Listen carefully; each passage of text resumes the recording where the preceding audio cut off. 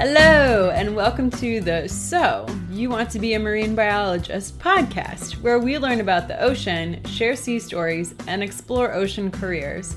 I'm your host, Kara Muzia. Let's dive into today's episode. This episode is brought to you by you. Thank you to those of you who have become patrons of the So You Want to Be a Marine Biologist podcast. For less than the cost of a dive tank refill, or a cup of coffee, you can help keep the podcast episodes coming. There's also some fun bonuses for patrons, so be sure to check those out at patreon.com/marinebio.life. That's patreon.com/marinebio.life. Hello, mermaids, pirates, ocean lovers, and land lovers. Welcome to today's show. Did you guys know that BMW and Mercedes used to make diving equipment? But eventually BMW was forced to shut down. People kept getting the bends. Have you thought about that maybe the Titanic really was a ship of dreams, and its dream was to be a submarine? I am so excited to share today's episode with you. Today we are chatting with my dude, my person, my love, my life partner, my husband, Nick. I've been wanting to have Nick on the show for a while now, and we chat about some great stuff today. Nick has a professional engineering license backing up a degree in ocean engineering. He's been captivated by the sea and submarines from an early age, and it led him to pursue a career that included both. In today's episode, we chat about how my Midwestern husband discovered his love for the ocean and fascination with submarines. He also shares insight into what exactly an ocean engineer is, the program he took to get his degree, and what a career as an ocean engineer can look like. We also chat about where we live and the important work Nick is doing to help keep our waterways clean. It's a fun episode, and I love being able to share this conversation with you. Please enjoy. Nick Muzia, welcome to the So You Want to Be a Marine Biologist podcast. I am so happy you're on the show today. Thanks. Glad to be here. So for listeners, we're recording in our home office, which is really fun. The second time we've recorded in person. Really? Yeah. Wow. I know. Special. All right. So with you, I want to start at your very, very, very beginning. You have a different story than other scientists I've interviewed. Well, everybody has a different story. How does a boy from the Midwest come to fall in love with the ocean? Honestly, I don't know where it all began, but probably where it was fostered, definitely. My parents growing up on Lake Michigan, we always did a lot of sailing and boating, so from a pretty young age, was just involved with that kind of lifestyle. And then at one point when I was younger, parents got divorced. My dad ended up moving down to Florida eventually for work, so that's what got us down there. And then I got involved with fishing and snorkeling, and actually my dad had got certified scuba diving when he was young in Lake Michigan. And so that's cool. Probably actually somewhere where it was like bred in the genes, because in order to get certified for scuba diving your first time in the Great Lakes or a place like that, you've really got to want to get down on the bottom and see what it looks like down there. So as I grew up, did a lot of snorkeling, fishing, trips to the Keys, and really from there I think it just was exciting and interesting, and spent time on the water and learning about fish and finding crabs and walking around looking at little clams and stuff like that as a kid. Yeah, absolutely. So you spent some time actually out in the water in Florida, but also you fostered your love in Lake Michigan, sailing and just kind of living that water lifestyle. And I know that one of your favorite movies, films, documentaries growing up was Titanic, right? But not with Leo, but the actual Nat Geo documentary Titanic. Yeah, I had when I was younger too, parents got it was probably directed from me somehow, but a wallpaper with little boats on it, and my mom tells a story about I would go buy them one by one. It was just like a pattern of kind of old steamline, old ship cartoon kids wallpaper type things, and I would just be Titanic, Titanic, Titanic, Titanic, and actually probably have watched the Nat Geo Bob Ballard expedition from the 80s on VHS, and my mom a couple years ago, well, a while ago now, probably got me that on DVD. But I probably watched that documentary more so than the actual Hollywood film of Titanic, which has some pretty sweet underwater footage though. So I do enjoy that part of it. Very cool. So when you were growing up, though, did you have an idea of what you wanted to become or what you want to do? I feel like every little kid's got some idea, right? Yeah, something, with the ocean, I was always interested in fish and marine biology and that type of stuff. So I think, originally I wanted to be a marine biologist. Literally, I was like what I wanted to be. And then as I got into, high school and talking about career stuff, parents were like, hey, you're pretty good at math. You should do engineering. And I was like, well, okay, engineers do make a little bit more money. Yeah, that's good. And then kind of a neat little spin, I ended up, watching a show on Discovery Channel where they had human-powered submarine races. And one of the schools was Florida Atlantic University, and they had their ocean engineering program. So I said, all right, engineering, ocean, marine biology, this looks pretty cool. Let's do that. And pretty much from like whenever I saw that show, it was set. I was going to go to Florida Atlantic University for ocean engineering, and I literally applied to 2 colleges, and that was one of them. And once I got the acceptance letter to that, I was like, that's where it's going. Wait, how old were you when you saw that video? I might not even have been in high school. I might have been like 8th grade or something like that. So you knew fairly early on that like engineering was going to be more your track, and you were going to try to fit the ocean into it somehow, and then this human-powered submarine race like kind of shaped the rest of that. I think it was a fascination with underwater stuff. So submarines, like going back to watching the Titanic documentary, I think a lot of that was just the underwater and the shipwreck and the fascination with like exploring the bottom of the deep ocean. Actually, I had a book. Actually, it might be on one of these bookshelves here. It is on the bookshelf. Where I said I wanted to go to the bottom of the Marianas Trench and do a bunch of that stuff. Because when I was younger, my mom got me a book. It was actually a Bob Ballard pop-up book about ocean exploration.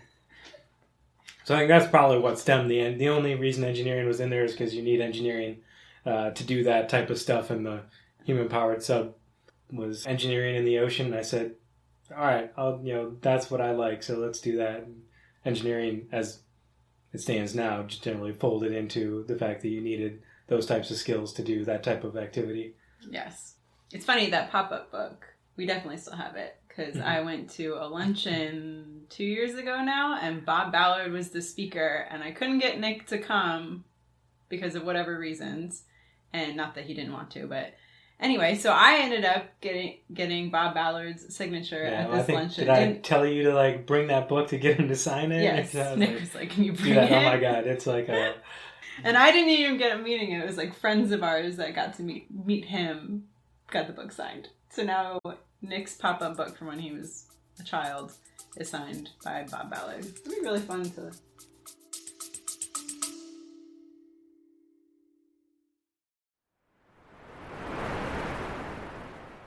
Hey, Kara here. I hear it all the time. How do I become a marine biologist? Or my niece wants to help the ocean. Where does she even start? I hear from students, yes, and also nurses, HR professionals, and other mid-career folks who wonder if they could still make their dream of working with sea turtles or sharks come true, wondering if it's too late to answer the ocean's call. Here's what I've learned after 20 years in the field and hundreds of interviews. There's no straight line, no magic degree, and no gatekeeper. You create the path forward. If this sounds overwhelming and vague, I've created 2 tools to help you stop wondering what if and start moving forward with clarity and purpose. The first is my free guide, Be a Marine Biologist Without the Degree. Over 1,000 people have already downloaded this guide and taken their first step towards ocean impact. Inside, you'll find 7 concrete, doable actions to help you get started, whether you're just exploring or ready to make a change. Then there's the Ocean Blueprint. This is a 30-day self-paced course that helps you build your unique path into ocean science and conservation without quitting your job or going back to school. Inside the Ocean Blueprint, you'll get daily prompts to explore your interests, skills, and next steps, a structure that turns overwhelm into real momentum, and a bonus section to root your work into ocean connection. You don't have to wait for a degree, a perfect plan, or permission. Whether you're wading in or ready to take the deep dive, these tools are here to help you move from dreaming to doing. The ocean called. Are you ready to answer? Links in the show notes and on my website, karagracemuzia.com. I can't wait to see the waves you'll make.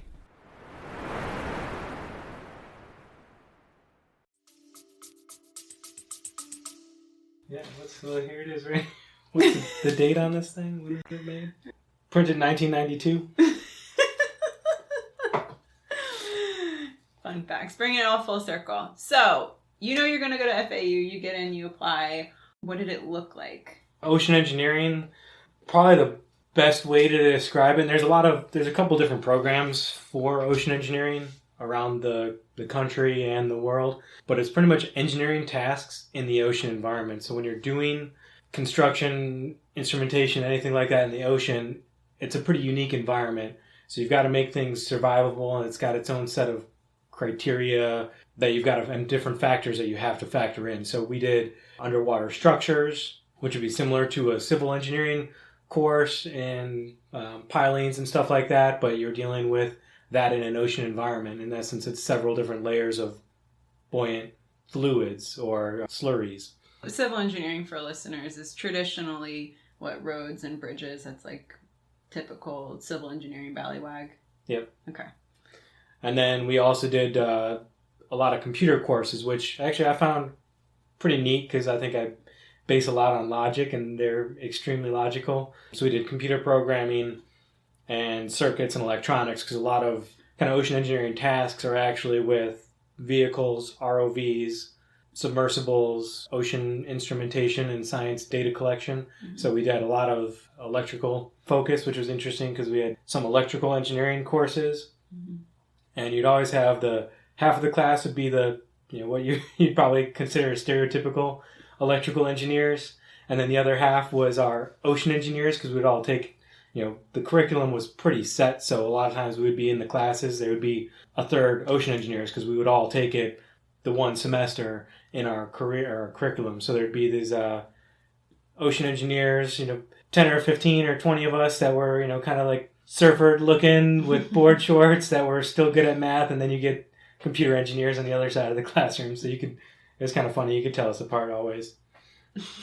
So we did that. And then naval architecture was another component of it. So we looked at ship design, and some programs nationally are geared more towards the naval architect side. But ours, we touched in that. I had some ship design and hull form work as part of our senior design effort. And then obviously with any engineering degree, you've got the physics and calculus and the math and differential equations and all that goes with it too, which is, if you're getting really into engineering in the ocean environment, is actually pretty important. Let's chat a little bit about the math. You mentioned earlier that you're really good at it. I feel like a lot of people are like, math. So what were some of the things that kind of like helped you get through it? And actually, what were some of the math classes that you had to take? Like calc is a given, right? But it was like Calc 1, Calc 2, Calc 3, and then what else? Yeah, so we had Calculus 1, Calculus 2, Calculus 3, which are all kind of various forms of it. And then differential equations and engineering math, which has these things called Fourier transforms, which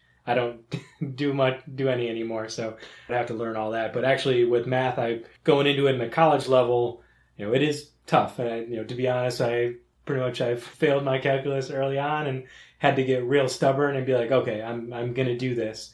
And then a lot of it is just what I really think the biggest takeoff with a lot of that is it helps you to learn a thought process and how to logically break things down. And I think that's the biggest takeaway that I got from taking some of those long math classes. You just got to grit through them and learn the thought process, and it kind of teaches you a different way of looking at things and how to break down equations, break down problems, and look at relationships between different things. It's pretty complex stuff, but I think with anyone, if you're stubborn enough just to make it happen and grit through, and you're going to spend a lot of time working on it, but just trying to figure it out. I think, anyone can, but it just takes a lot of time. While we're on the topic of classes, what was the hardest class or most challenging? I mean, honestly, the math is probably the hardest portion of it. Definitely would say that. There's various aspects of calculus, just getting through the early classes, and really most of that was probably just internal me, just pushing through. Because then once I got to the higher level ones, I was rolling at that point. Probably I had one class that I think was hard, but in a professionally constructive way. I had one teacher. His name was Dr. Tennant. He ended up pretty much designing the engines to the SR-71 Blackbird before anyone in America even knew what that was. What is the SR-71 Blackbird? Oh, it was the supersonic stealth surveillance jet that I think one of them, the U.S. had for several years until one got spotted over Russia, and then the game was up. But what he did that I thought was really great for an educational environment is it was one of those classes where you had to have 3 classes a week, and they were maybe an hour 45 each. And only one of those class periods would be a lecture. It'd be one class a week would be a lecture. The other 2 classes were solving problems. So he would assign us our problem set. We'd have 10 or 15 problems, and these were all real world engineering problems. And we would do them, and the class period would be he would just pick at random 7 people, and you would go up on the board and you would do the problem on the board and then explain how you broke through the problem and completed it to the class, which became very, very tough for some people because you have to go and present something that you're in class, you're not intimately familiar with, but learning through.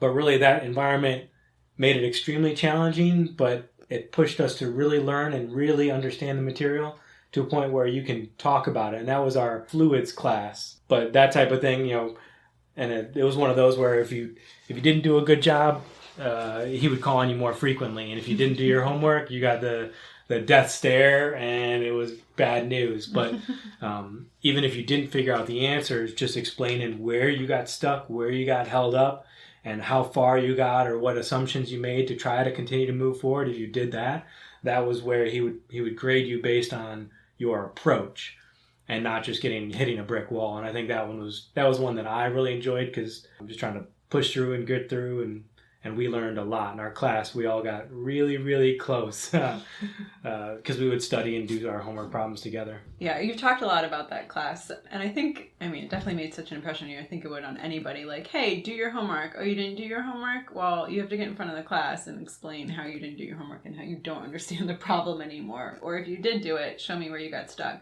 And I feel like that shows you more than just, your engineering skills. It's and your problem solving also help with presenting too. I'd imagine there's just a lot of life skills that he forced into this class. Life skills for sure. Because then now every time I do a presentation, I break it down to what are the questions and that I might get, and you go into it prepared. Or I'm doing a problem, an engineering calculation or something. I'd look at how am I going to be able to present this or sell this idea, and I think that's really applicable in real world stuff because we're always trying to sell an idea, right? And make it so. Just in engineering, a lot of it's based off of math and numbers. Right. I want to break down really quickly what the ocean engineering program is, because it's a pretty special program that FAU has, and it's really difficult. So what is the attrition rate, or what was it when you were there? Do you remember? I don't know. I heard something while I was there that about 300 students as freshmen or sophomore enroll in ocean engineering, and then when I graduated, we had a class of, I think it was 28 or just shy of 30, which was the biggest graduating class that the program had ever seen. I think it kind of hovers somewhere around that 20-ish or whatever. But yeah, even myself, I thought for a little while, I was well, math is hard. Maybe I'll switch to business. But I'm kind of a stubborn individual. So I said, no, it's got submarines involved. I got to stick through. You glad you did? Yeah, definitely. Good. So another really cool aspect of the ocean engineering program that I'm really grateful for is the senior design project. So this is kind of where, and I think it's really unique, I was a bio major, and you just kind of take classes, and then you graduate. And your senior design project was kind of like a thesis almost. It just takes everything that you've learned over the last 4 or 5 years, however long the program takes, and distills it down into like, now you have to create something. So can you just overview of like what process was like and your project? Maybe what were some of the other projects too? The senior design, as they called it, was really something that was pretty special because it required all of us our class broke into 3 different groups, I think it was. There was about 8 to 10 in each group. And we got assigned a kind of very general task. And we had to come up with how we were going to solve it, present it, and then we were actually funded for it. So there was some little bit of, it really taught you to present. So my project was we had to do some kind of a nearshore reconnaissance vessel, autonomous vessel. The thought was something special forces can deploy and launch, and it would record and feed back. So really one of those like glamorous, like, oh, sweet, this is really cool. Mm-hmm. So we had that, and we were funded. I think it was like $17,000 is what we got to just piece together the pieces, and we had to handle the financials, the purchasing, the planning, the construction, and everything of it. So we built a 6-foot long by 4-foot wide catamaran hull autonomous surface vessel from paper to product at the end, and didn't have it working totally to our ultimate at the end, but we were pretty dang close. So we had it to where it would go. It had batteries, it had camera, it would feed back to a base station. So you'd watch what the vehicle's doing, and we would pre-program courses. So we made the hulls out of. That's one of the things I helped with was the hull design. Just took a well-known hull design so we could easily figure the power requirements, and I made it out of foam, fiberglassed it, built a aluminum structure, had it anodized, a control box, wired the circuitry, and did all that together, which is really cool. And you get to learn all the aspects of it. And then some of the other projects were, I think one of the groups had to do like a subsea monitoring station. So they built this, I think it was aluminum frame with a small pressure vessel and a camera. And then one of them actually had a winch so it could take kind of like CTD measurements in reverse. So you would moor this thing in the bottom. And every couple of hours it would release this float buoy that had a sensor on it, and it would take measurements at different water elevations. And CTD for listeners is conductivity, temperature, and depth. So it's just kind of like a quick snapshot of what the water is in these different depths. Yeah, and I can't recall off the top of my head what the other project was. Okay, so a reverse CTD and a SWE autonomous vehicle. Mm-hmm. Wasn't there a buoy, or was that the CTD that I was thinking? We had a lot of ocean energy projects going on at the same time that, as a senior, you try to help out when you can. Mm-hmm. So I know they had that going on that some people might have been working on. It might have been something with related to ocean energy in the Gulf Stream and an offshore buoy system. Okay. So really cool, amazing projects that these college seniors are coming up with just in their undergrad. So I think that's like a really special thing with the ocean engineering program, is that it just like forces you to use all of these skills that you've taken class and built all this repertoire of knowledge, and then you get to apply it, which is really cool. So you end your senior year and you actually get a job offer, and it's, I love telling this because you have a degree in ocean engineering, and then you got a job with a company called Oceaneering. Which is so perfect. And it's extra cool because Oceaneering had the submersibles that found the Titanic, right? That was the company that Bob Ballard used, or was that later? No, that was, I think, later. They've used some ROVs. I mean, I'm not sure who, well, Oceaneering didn't build Alvin, which I think was the first vehicle that they used to find it. But they did end up adopting the Spider Bot. I think they bought the technology and used it. Where the Hollywood movie used to film a lot of that, but the Spider Bot was the ROV that spooled out its own umbilical so it could fish its way through a wreck and explore without having to trace its way back through. So it would feed out its own umbilical and then exit, and then it could snip it and return so you don't lose a very expensive underwater robot. Wait, explain how that would work. So the ROV goes down into a ship, and like it's all this maze and stuff. So and it's still attached to the ship, communicating, right? Mm-hmm. So after it gets this, you call it an umbilical, and this is all the electrical cables and stuff that are attaching it to the ship and communicating. So once it gets down in, it can pop out somewhere else, and all this cable is still wound through the ship, and mm-hmm. It can cut it. Yeah. And then how does it find its way back to the ship if it's no longer attached to the umbilical? Oh, so they had that with the small one that they call the spider bot was launched from a submersible. Oh, so it would come to and from them. So a traditional ROV is usually ship based, and they require a lot of power. So they have their own power supply that comes from the ship, and that's their umbilical. So it's got all the command and control cables and power conductors to power the vehicle. That's why a lot of them are actually square, because they use so much power in general that hydrodynamics of it, you don't need to make them hydrodynamic. Oh. But the little one that they used for that was launched from the submersible. So the submersible powered it, and it had its own internal batteries, I think, as well, because then it would wind its way through, exit, and then it could it could power itself on a short distance to get back to the submersible. And then you would reconnect a new umbilical later, because that was less expensive than the robot itself. Okay. So could the umbilical cord just retract back to the submarine? Or is it just lost into the abyss of the ocean? Yeah, some of the time they can recover some of it. I'm not... Okay. Unfortunately, I didn't get to join on any of those expeditions. That would have been sweet. You did have some really cool experience. So Oceaneering does ROVs, and they were the one that helped, Edie Witter, we've had on the podcast. That was the company that had the wasp suit, which you got to see, right? Yeah, we had one in the lobby of our building, so that was pretty awesome. Yeah.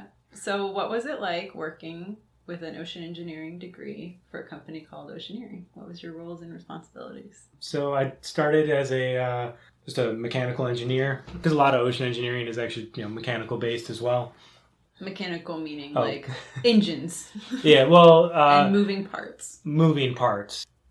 Hinges, mechanisms, kind of combining mechanical systems we would call it. But so that was the first job, and it was actually working with the submarine rescue program.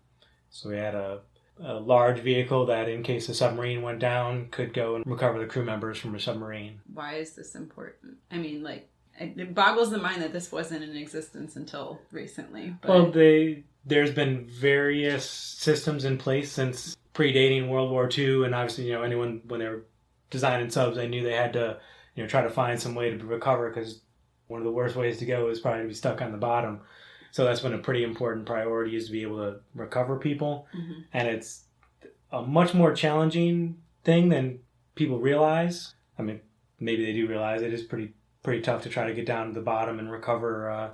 Especially nowadays, modern nuclear submarines have crews of 90 to almost 200 or 180 people. So to be able to get them all the way back up to the surface in who knows what depth of water.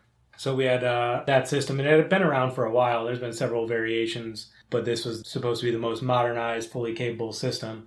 And it had it was like an ROV that would go down and pick up to 18 people, and could bring 18 people at a time. And then it was trying to also solve the problem of if a pressure hull got breached and water flooded some of the compartments, and the submarine had lost power and was unable to regulate its own pressure, because submarines are generally kept at 1 atmosphere, then all of a sudden the crew members become what's known as saturated, mm-hmm. which if you're, diving, in essence, scuba diving too long, you get more nitrogen in your blood, you could get the bends. It's kind of the same thing as if they were diving, and they're breathing compressed air or compressed gas for a longer period of time. So they can't just open the hatch and say, here I am.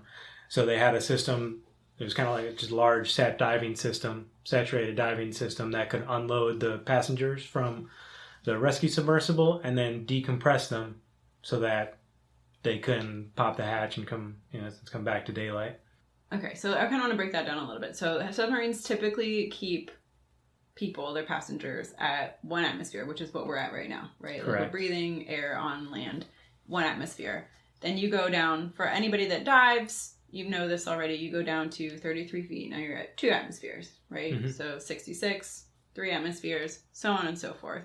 So if you imagine a submarine down in the bottom of the ocean, they're probably in a little bit more than 66 or 100 feet of water. And even at that, if you stay for even more than 40 minutes, you're pretty saturated, and you need to do what's called a deco stop, or a decompression stop, to just try to get as much nitrogen out of your system as possible, and to come up very slowly. And if you're in a submarine that's sunk on the bottom, coming up slowly isn't really an option. You gotta have Yeah, to... you want to get out of there as fast as you can. Right. And if you're in like 1,000 feet of water, you're not going to be able to just like kick out with a dive tank on your back, even if there were enough dive tanks. So this is where the submarine rescue system comes into place. And so if the submarine was lost pressure, you were saying, it would be at some sort of more than 1 atmosphere pressure. Mm-hmm. And this vehicle would come down and attach and be at that same pressure that the submarine was at and bring these people back to the surface.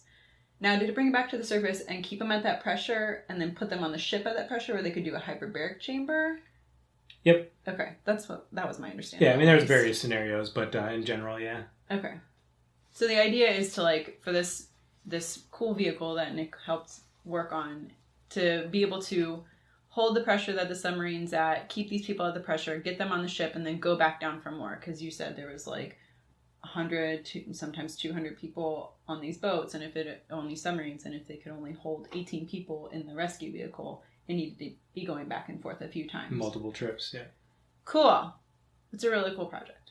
I always thought it was super cool. What were some of the things that you got to do as part of this? Like you were working, I mean, you worked in an office quite a bit, but you did some traveling with it. Yeah, so I was kind of involved in a neat part of it. And the project had been going on for, a long time, but... A long time meaning like 20 years. Yeah, so it was like, 20 years from like thought to build, and they spent a lot of time with building the vehicle, and all that was pretty much done when I started to get involved. But we were building the hyperbaric chamber, the hyperbaric components of the submarine rescue system. So we got to obviously, learn a bit about pressure vessels and building them and the fabrication and the quality needs and quality assurance processes of that. So I got to travel around a bit when we actually did the building and testing of subcomponents. And then actually one thing that was kind of neat that I was involved with was the flexible connections between. So as the ship is out on the ocean in, say, you never know where a submarine is, it could be in 10-foot seas needing for a rescue, that ship actually bends and moves and deflects. And the submarine rescue with a hyperbaric chamber, something under pressure, it doesn't like to be bent. So we had flexible joints built into the system so that the hyperbaric chambers on the port side of the ship and the starboard side of the ship could all be still hooked up. The left and right side of the ship. And under pressure. So that was pretty neat. We had, in essence, a large rubber expansion joint, similar to what's used in large pipe networks and things like that, but very specially built and tested to prove. And I was involved with the build of those. That was cool. I was out in Lodi, California. Yeah. You got to go Lodi, California. You went to San Diego. You got to go to the UK several times. So there was lots of traveling involved. It wasn't just like... Yeah, the system was based out of San Diego, which was actually really cool, life moment where I think it's called Undersea Rescue Center now, but it used to be Deep Submergence Unit, or DSU, which housed the DRSVs that were shown in the movie Hunt for Red October, which was one of my favorites growing up. So I actually got to see and touch one of those, which is a life accomplishment of mine I'll never forget. And that was in San Diego, which is beautiful because it's out at the end of the runway and the weather out there is awesome. Yes. And at this time, we were living in Annapolis, Maryland. So Nick had graduated in oceaneering.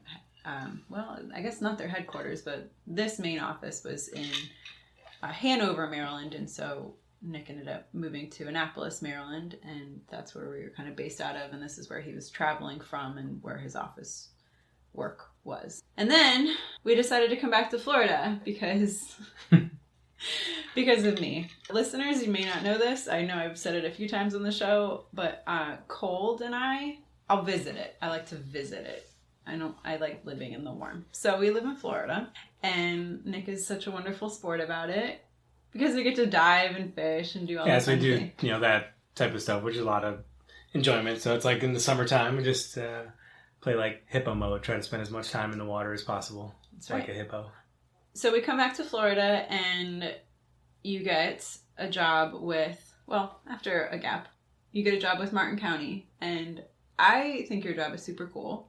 Martin County is the county that we live in. And Nick's job encompasses a lot, but one of the coolest parts, I think, is that he deals a lot with stormwater. So why is stormwater? What is stormwater, and why is it important here?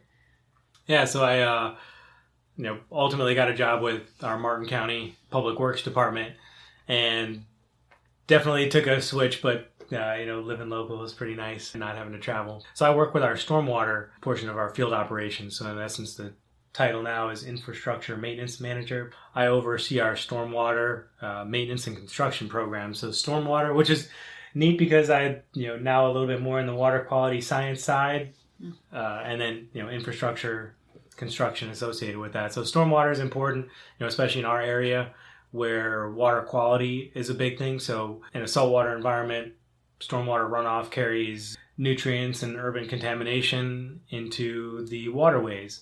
So locally, we've had issues related to Lake Okeechobee and local urban runoff. So it's kind of neat that I get the direct impact and I can be involved in our local component of water quality. So we have several maintenance programs that I oversee that help us to collect debris, maintain our stormwater treatment areas, and improve water quality, which gives me enjoyment. Yes. And we live right on the coast, so Nick's job, like keeping stormwater clean and or completely out of our water bodies, directly impacts the ocean, which is really awesome that he gets to play such like a strong, vital role in that. So there's a few programs that Martin County has, and one of them is cool that like not many locals even know about is the baffle boxes. So could you explain what a baffle box is and what you do with the baffle box program? Yeah, so a baffle box is a type of catch basin, or if you're just driving down the street, you see that metal grate, rusty looking metal grate that all the water flows into. Below that is a box structure called a catch basin, and that's where the water flows into that and then into the pipe network, and then routes its way to eventually to an outfall or another lake of sorts. So a baffle box is a structure, just like that, it's literally a box, but it's got a series of baffles in it, which is just a concrete wall that either comes up from the bottom of the box or down from the top of the box. And they're structured to catch either floating debris or settling debris.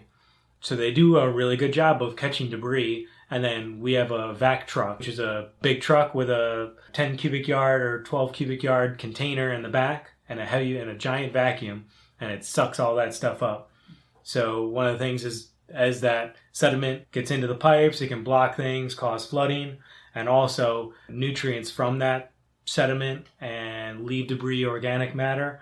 As water flushes through there, that leaches into the water through osmosis and can enter the water body. So one of the ways that we keep nutrients down is by removing sediment from the roadways through street sweeping, and then also from the pipe network through using our vac truck through those baffle boxes. So there's those types of baffle boxes, and then there's also ones that have filters built into them and screens to catch other debris and to keep it out of the water. So there's a series of iterations, as Florida stormwater is a pretty big thing, and there's a Florida Stormwater Association that I'm a member of that does a lot of education, promotes advancements in trying to do things smarter with runoff, because here in Florida we get a lot of rain and sometimes it comes down really, really heavy at times. Mm-hmm. So controlling that is pretty important, and those are some of the tools that we use to do that. Yeah. How much rain do we get every year? Ish.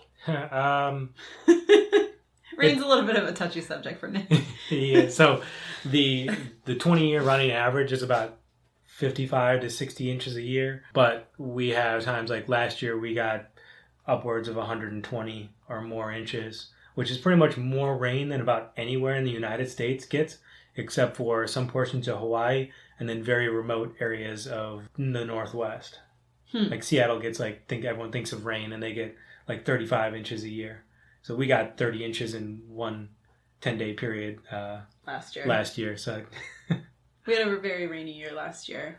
And I imagine there's stormwater concerns throughout the country, but Florida particularly has it because Florida is a swamp. And we kind of move the water around in order to build on Florida, which has its own set of challenges and problems. And the result of that is the water has to go somewhere. So if we displaced it, so it would just go straight into our water bodies, or we can do these programs that kind of like help clean it and redirect it or hold it, which is more of what it naturally did, which kind of brings me nicely to the stormwater treatment areas. Could you explain what an STA is, a stormwater treatment area is, and kind of how they're employed in Martin County?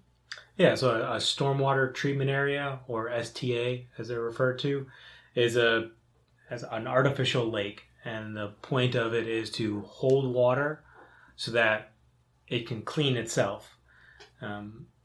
Generally, water will, and like I just said, clean itself through biological and chemical processes. So the algae and the nutrients and the small organisms that live on the plants that surround that, like if you're thinking about a wetland environment, all those organisms consume the nutrients in the water, as well as nutrients will settle out over time, and total suspended solids will settle over time. And that's the purpose of the lakes the stormwater treatment areas are to catch and treat that water and allow it to clean up before being discharged downstream. So some of these are, they look as if they were natural lakes, but they were, all man-made, dug and planted to look like a beautiful lake. And a lot of them are, really park-like features that, but you wouldn't even know it's really serving an additional purpose. Yeah, they really are beautiful. We have several. Do you know how many we have in Martin County? Probably 24 or so. I mean, there's various sizes from little ones to big ones. Okay, so we have several in Martin County, and we've gone and had family picnics at one of them. So they're really cool features, and some other ways that Martin County controls the stormwater, not just STAs, but also through ditches and swales and just different ways to kind of redirect the water. Mm-hmm. Yeah, we're actually kind of something neat that we're just kind of starting to talk about now is how we can utilize those existing unsightly ditches and conveyance measures for improving water quality. So generally, you try not to plant them up totally because that'll restrict the flow of water, but there are certain things you can do that won't have that much impact on the flow or peak flow, but it'll provide an impact for treating your base flow. And actually, one of the projects that I'm really happy about, it's been something that I was pushing for, is we've been doing American eelgrass plantings in some of the STAs and some of the ditches, with the thought that that'll help stabilize the bottom, reduce transport of suspended solids and the bottom as a whole of the ditch that carries nutrients, to prevent that transport through there. So we've got a couple of projects where we've been planting American eelgrass in, and that also promotes small snails and clams and the birds and the turtles, and kind of creates more of a holistic approach to an engineering need of cleaning the water and stabilizing ditches and stormwater features. Yeah, it's very cool. I'm curious to see the results of this, because you just had the eelgrass planted last year? We did 2 years ago, and then we had a lot of rain, so the survivability was pretty poor.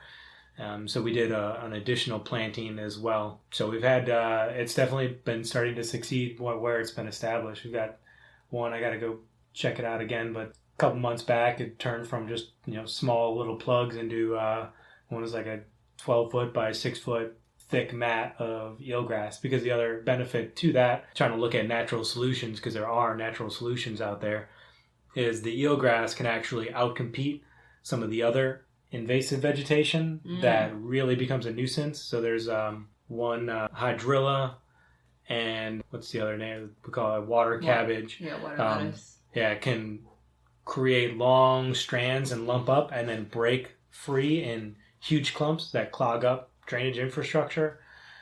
But American eelgrass can outcompete that, and then when it breaks off in either small little aerial roots that it uses to propagate, or just the leaves break off, and it doesn't create this downstream impact that is bad for flood control. And generally, people have seen vegetation in stormwater features as bad for flood control.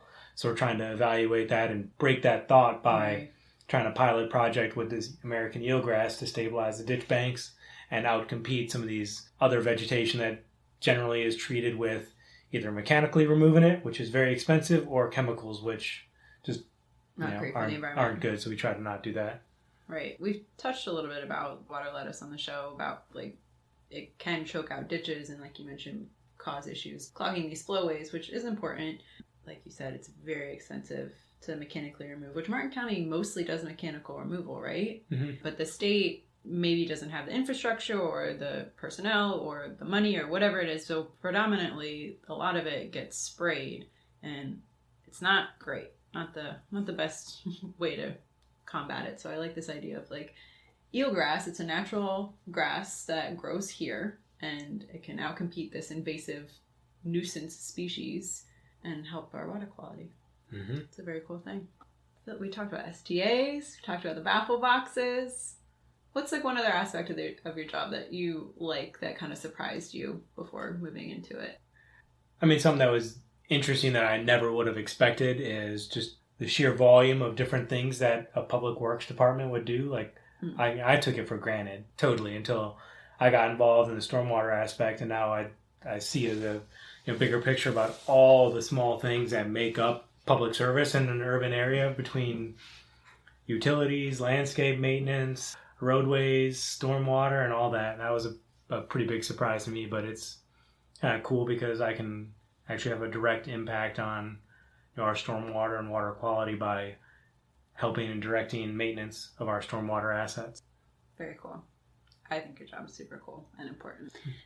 One of my new favorite questions to ask: if you had an unlimited amount of money for a project, any project, could be with Martin County, could be your own fun thing, what would you use it? Oh man. I've heard you ask that one before. I like artificial reefs, and the thought of, especially on this coast of Florida, where you look at how being able to stabilize the beach and prevent erosion, and the benefits that an energy break offshore from the beach can provide. Build in some sort of like neat survivable breakwater that doubles as an artificial reef and habitat, something like that. I'd just go haywire and do something like that. So artificial reef being, I mean, there's so many different things that could be an artificial reef. Like they could be a sunken boat, right? Like that's been cleaned out, or like an actual reef ball, like big concrete ball, or it could be like a actual structure that we like grow coral on, right? And like that's more of like a living artificial reef, instead of just plopping these reef balls or boats out there and waiting for the natural recruitment to happen. Do you have thoughts of which you would prefer? I mean, it would be integrated with a lot of that, but in essence, we've got a lot of wave energies, especially here because we're just north of the Bahamas. Right. So building something that actually does block the wave energy. So we've got St. Lucie Inlet Reef State Park, which is the northern extent of the Southeast Florida Coral Reef Tract. And then even moving forward, when we go diving and looking north as well, there's a lot of hard bottom. And some of that is covered with sand to various extent, but it's large.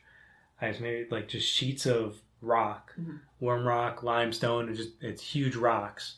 And obviously building something, if you're going to attempt to stop the wave energy, it's got to be large. So some little like net for growing coral, I would probably have something like that as well. So once the the reef gets established, then populate it with that, because that's something I've always been interested in. Yeah. So we go out snorkeling and do Florida Department of Environmental Protection has a bleach watch program, so you can survey coral and take photos and identify what you see, where you see, and if you're seeing bleaching, and then report it to them. I've taken that training like twice and done that, and that's a lot of fun, and counting fish on the reef too. It would solve an engineering problem with a natural solution. I think that's neat. That's something I always try to strive for. I like that. I like that a lot. I want to do a quick oceanography lesson, because we talked about like breakwater and like that we're north of Bahamas, and like why would that even matter, right? Good point. If you look at Florida and you look just to the east, there is a lovely island chain that is the Bahamas, except where we are and then further the rest of the state, there isn't any more island chain. And so what happens is the wind and currents can build these waves, and the longer they have without an interruption, like an island chain, the bigger the fetch. This is like getting into your territory. Yeah, so we get more wave energy. So with waves, depending into surfing, you get the longer wavelength waves, or your wave period. Generally, the longer the wave period, the more energy it carries, because that means it's been traveling a longer distance.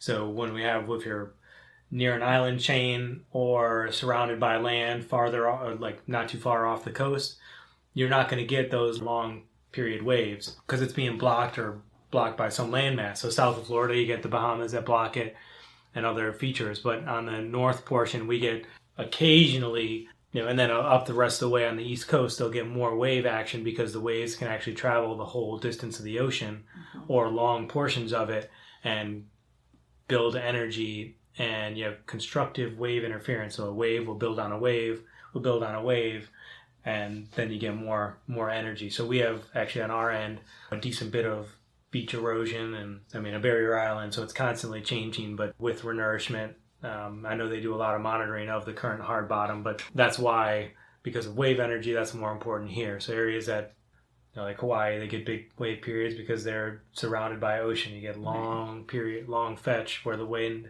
can blow the water, creates the waves, and those waves can build on top of other waves. Right. Then you get your long period. That makes sense. All right. So we want to break up the waves so that not all this energy is coming and pounding on our shores and eroding our beaches and causing all sorts of other issues. So this is what Nick wants to do, is kind of put a neat science project. Yeah. Neat, fun science project using natural solutions for engineering problems. Yep. I like it. What is your favorite field story or stories to tell? And this can be favorite day out in the water, or it could be a day where like things happen and it makes a really great story now. All right, so I think I got two. One was that I think is really good for anyone in school or anything like that. But we did, right where I went to school at Florida Atlantic University, there was a Navy kind of research lab, but did more on the ocean science aspect, located right at Port Everglades. And we did a tour of that as part of school, and they were had offered up, hey, if anyone wants to come out on a research vessel to see what we do for a day, let us know. I ended up being, I think, the only one in my class to actually contact the guys and be like, yes, can I go? So they had a day, they were picking up some equipment out in the Gulf Stream and offshore. And I had talked to my professors and they were like, yeah, absolutely, get experience, do it. So I got to skip class for a whole day to go out on the ocean to play, engineer on a 65-foot offshore vessel picking up instruments out in the Gulf Stream. We go out there early in the morning. It's a little bit windy, but I'm just following the lead of everybody else. And we get out there and it ends up being really windy out of the north. So we go south all the way to the bottom of the string of equipment, like 10 miles south of Port Everglades. And it's too rough to haul everything onto the deck because it's building. It's like 6 to 8 footers at this time at like 9 in the morning or so. And it only gets windier throughout the day. So it's too rough to be able to lift equipment up onto the deck with the cranes. Just dangerous. The deck boss says, abort mission, we're done. Now we have to head north back to Port Everglades. Well, the wind is heavy out of the north. The current runs from the south to the north, the Gulf Stream, at typically like 3 to 4 knots.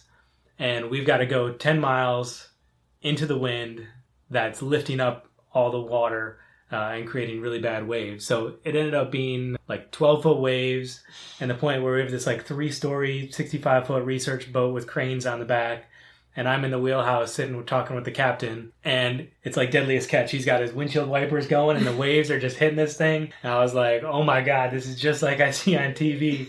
And people were vomiting out the side. It was like nuts for about an hour and a half before we got back. And luckily, I, knock on wood, didn't get sick. But that was one time where I was definitely fighting it. But it just felt like Deadliest Catch. And I took that as an opportunity. I just reached out to him, was like, yeah, can I go?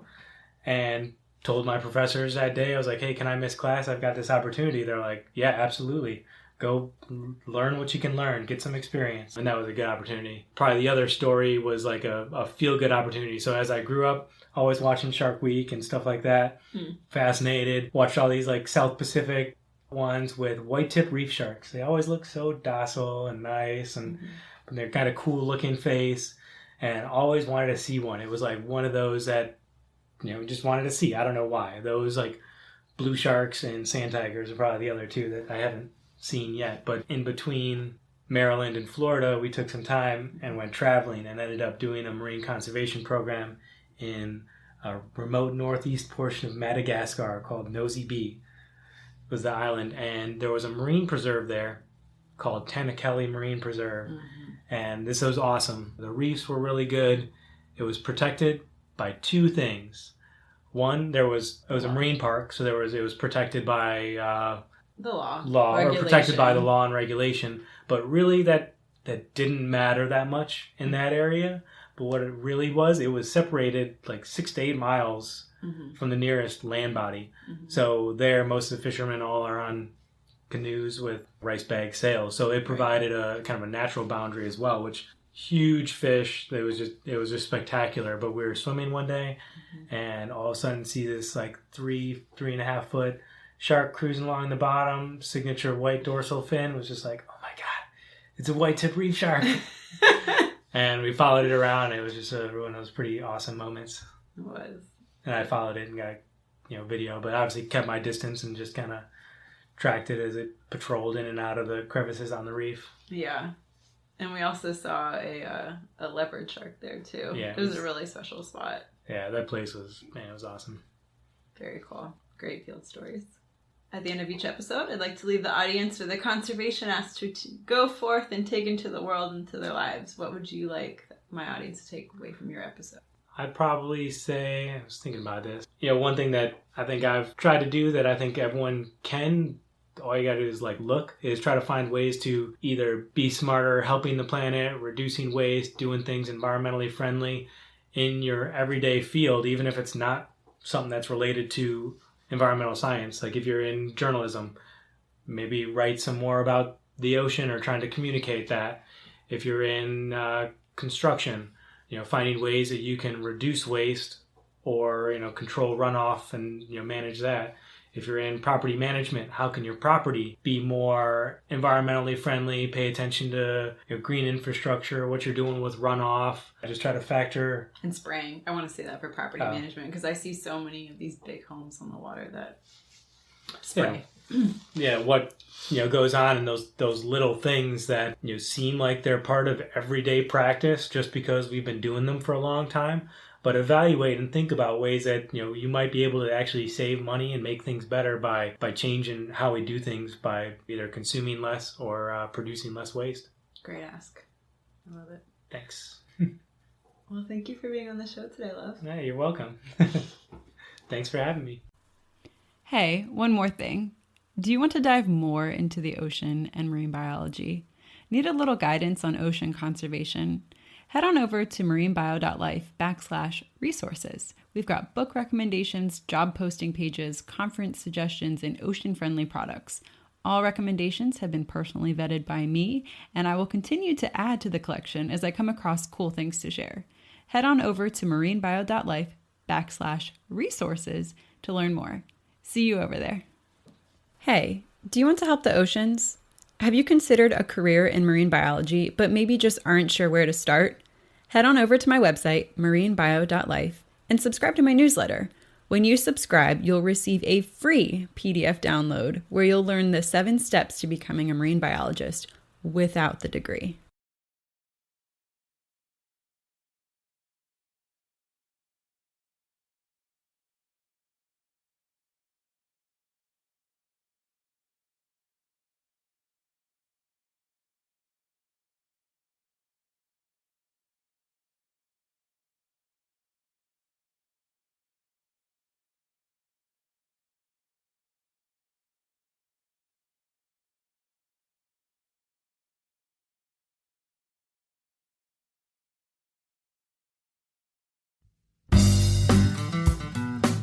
Thank you for listening to today's show. I'd love to hear any insight you've gleaned. Leave a comment in the show notes or send me an email over at marinebio.life. If you enjoyed this episode, leave a review and of course, share with your friends. If you want more resources for ocean news, including conservation topics and careers, plus personal insight from me that I just don't share anywhere else, join me at marinebio.life and sign up for email updates. Keep after your dreams and making waves in your community. One person can make a difference. Thank you so much for listening, and I'll catch you next time on the So You Want to Be a Marine Biologist podcast.